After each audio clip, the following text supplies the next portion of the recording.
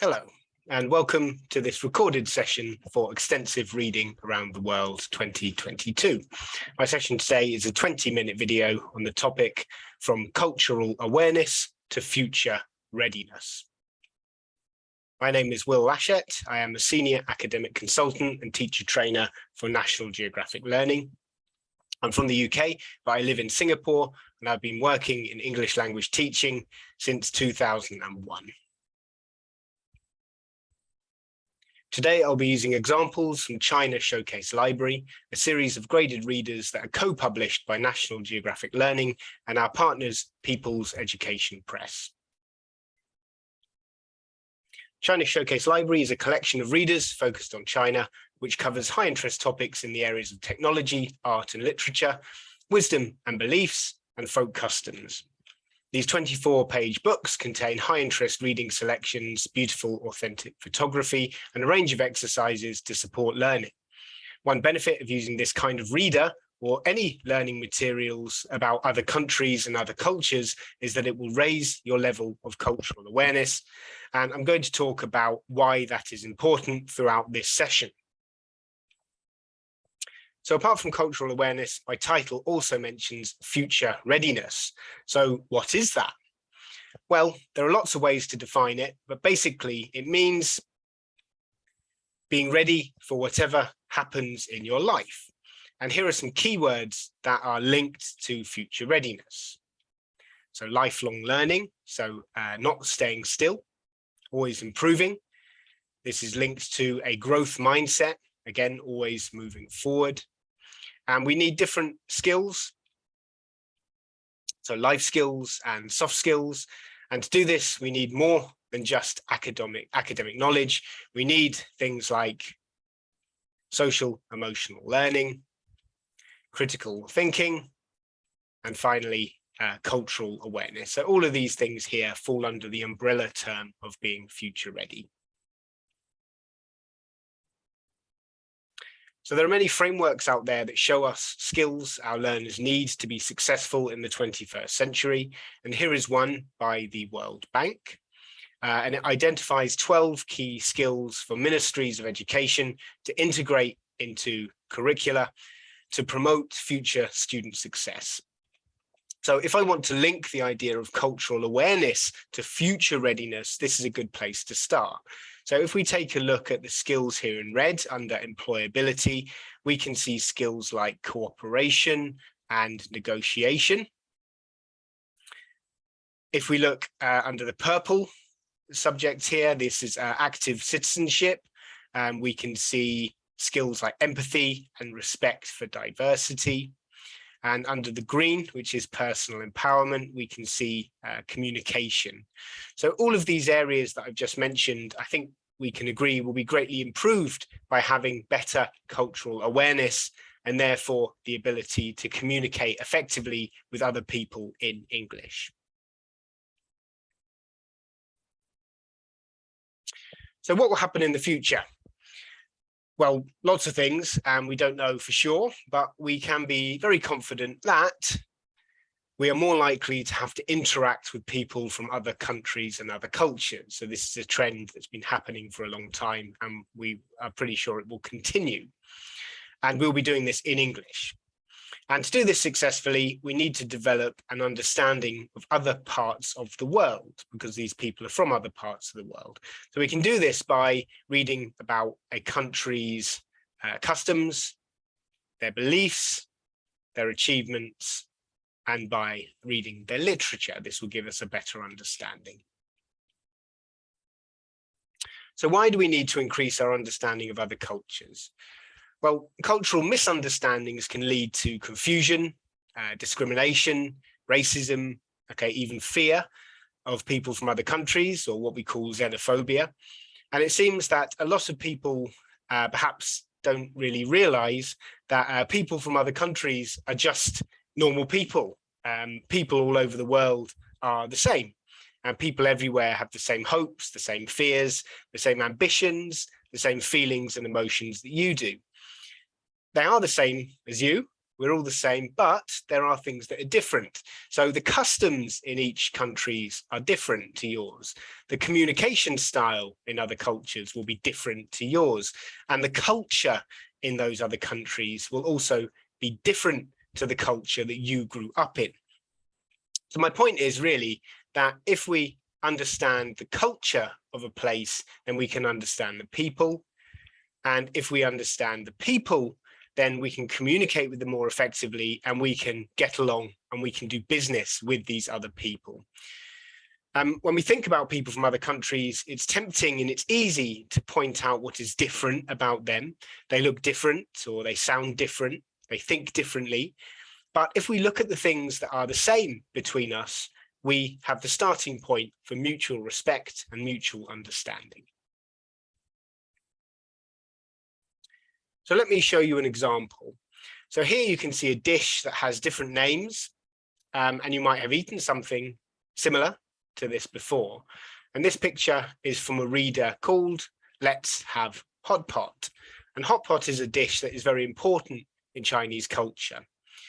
So what is a hot pot, or what makes this a hot pot? So for me, it's not just the ingredients, okay? For me, it's the fact that it's a shared meal that you cook together in the middle of the table. And other countries have similar meals to this. So in Japan, they have what they might call shabu shabu. In Switzerland, they have a dish called fondue. In Thailand, they have a dish called mukata. And in Korea, they have Korean barbecue. An example of that is samgyeopsal. And all of these dishes are dishes, nice special dishes, which we cook in the middle of the table and we share with lots of friends and lots of family. And I would even say that a Western barbecue has similar attributes to this. Nobody goes into the garden in the summer and has a barbecue on their own. It's a group meal that's all about sharing. So here we have a very special Chinese dish, hot pot. And I've taught many Chinese students in my career, and it's without a doubt the most important and the most well-loved dish in China. Now, maybe you've never had this dish, but you've probably had something similar. And the concept of this dish is pretty much universal, and we can understand that people like it because it is not just a meal. And as this image shows us, it is a shared experience that brings people together. So we cook the food together, we serve each other, we eat together. So it helps to build our relationships with others. And of course, it tastes good. So here I'm focusing on food, which is an important part of culture, which is for most people relatable and interesting. And the images of food or people enjoying the food, this provides a hook which draws us in, and it motivates us to find out more about the culture, in this case, Chinese culture. So one way to do that is to get them to relate to the material. So we can ask our students, have you ever had this kind of meal?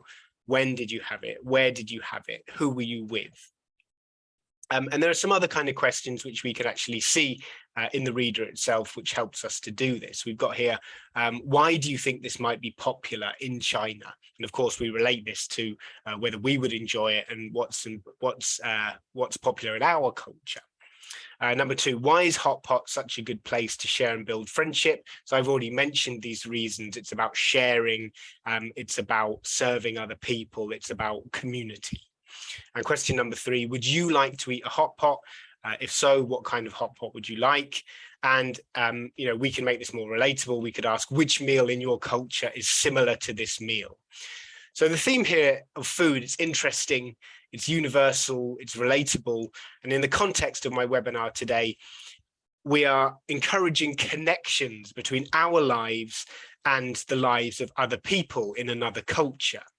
And we can understand them better by doing this. And in future, when we need to connect with foreigners for our jobs or for another reason, when we need to communicate with people from other places, from other cultures, we have not just topics of conversation to help build relationships, but we also have the experience of analyzing different cultures to see how we are similar and to try and understand them.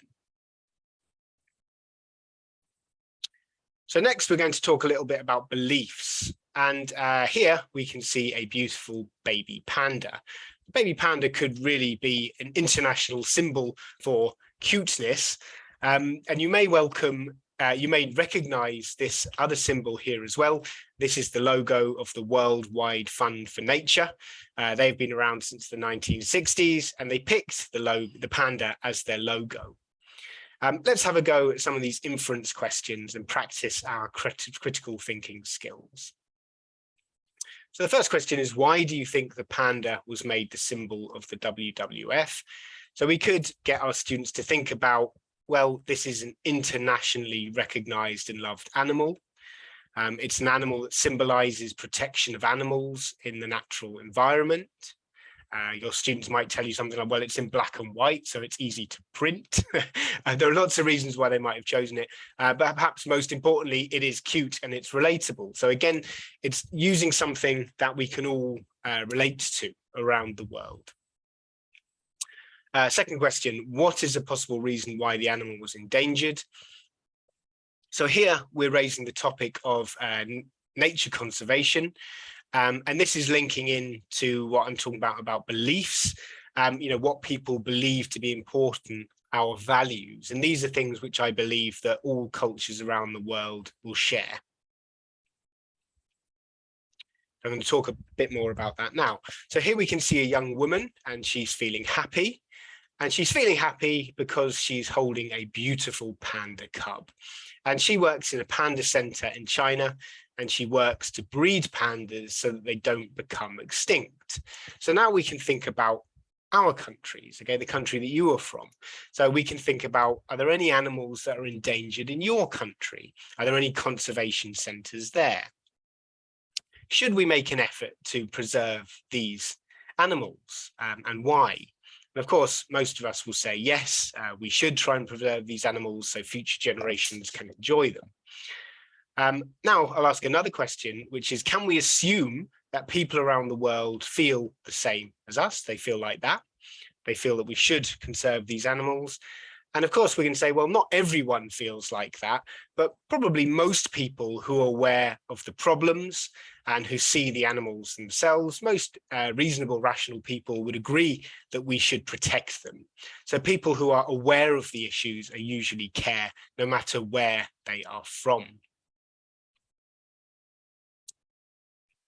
So my next point is that if we want to identify more with other cultures, reading about real people is the best way to do this. So we like reading about real people because we identify with, we empathize with, and we are inspired by other people.